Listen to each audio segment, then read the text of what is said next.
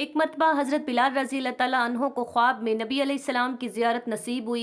नबी अलैहिस्सलाम ने इरशाद फरमाया, बिलाल, ये कितनी सर्द महरी है कि तुम हमें मिलने ही नहीं आते। ये सुनते ही हज़रत बिलाल की आंख खुल गई।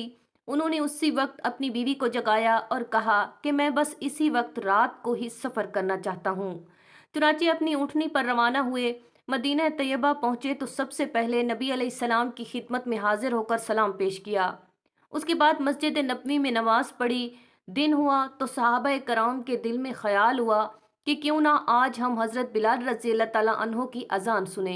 चुनाचे कई सहाबा ने उनके सामने अपनी ख्वाहिश का इजहार किया, लेकिन उन्होंने इनकार कर दिया कि जी मैं नहीं सुन सकता, क्योंकि मैं बर्दाश्त नहीं कर सकूंगा।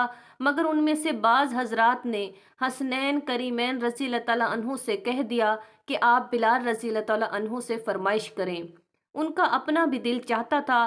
चुनाचे शहजादों ने फरमाइश की कि हमें अपने नाना के ज़माने की अजान सुननी है। अब ये फरमाइश ऐसी थी कि हज़रत बिलाल रज़ी अल्लाह ताला अन्हो के लिए इनकार की गुंजाइश बिल्कुल भी न थी। चुनाचा ये दूसरा मौका था जब हज़रत बिलाल रज़ी अल्लाह ताला अन्हो अजान देने लगे। जब उन्होंने अजान देना शुरू की और सहाबा कराम ने वो अजान सुनी जो नबी अलैहिस्सलाम के दौर में सुना करते थे, तो उनके दिल उनके काबू में न रहे।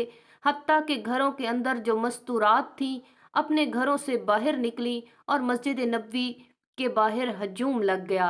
अजीब बात यह थी कि एक औरत ने बच्चे को उठाया हुआ था और वो छोटा सा बच्चा अपनी माँ से पूछने लगा, अम्मा, बिलाल तो कुछ अरसे के बाद वापस आ गए, ये बताओ कि नबी अलैहिस्सलाम कब वापस आएंगे।